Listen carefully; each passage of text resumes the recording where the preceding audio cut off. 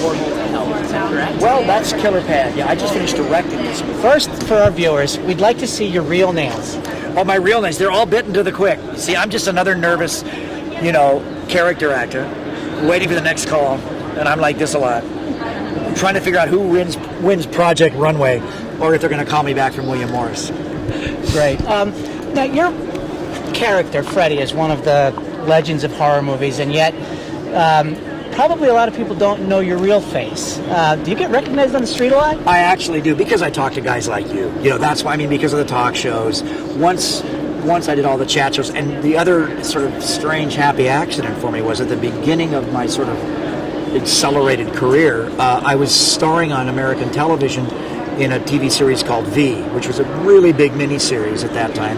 There was no Star Trek on American television, so I sort of, by default, inherited a lot of the Star Trek fans, and I was naked in that. Everybody saw Robert Englund in that, and it was the same time that the first Freddy hit. So those fans kind of overlap, the science fiction, fantasy, horror fans anyway.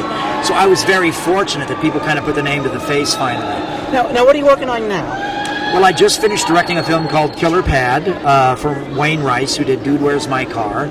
And it's a teen comedy. And on Halloween, I have a great little nasty, violent serial killer psychological thriller coming out called Heartstopper. I'm the good guy in this one.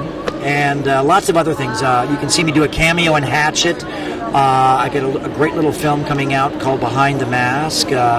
The Legend of Leslie Vernon, and I just finished a movie in Canada that's with these great kids out of Toronto called Jack Brooks Monster Slayer that I'm very proud of. I kind of do a Beetlejuice science teacher in that, so you can look forward to all of those. One last question.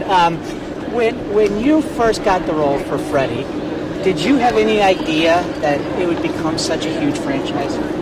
And did you ever imagine that you would be facing off with Jason? Well, I'll tell you, I've known since about '84 that Jason and I were destined to roll around in the mud a little bit, because the fans, like that old movie Diner, the kids would come up to me and go, Mr. Englund, sir, dude, do you think you could you beat up Michael Myers, man? Like, who would win between, you and Jason? Could you kick his butt? And so I know that was the same thing that happened back in the 30s and 40s with the same kids that went to see Frankenstein and the Wolfman and wanted to see them throw down. So I sort of anticipated that eventually New Line would wise up and make that movie. So. Great, thank you so much. Hi. Only one TV stars. 6 time making history. I think people want to see Sarah Michelle Gellar die.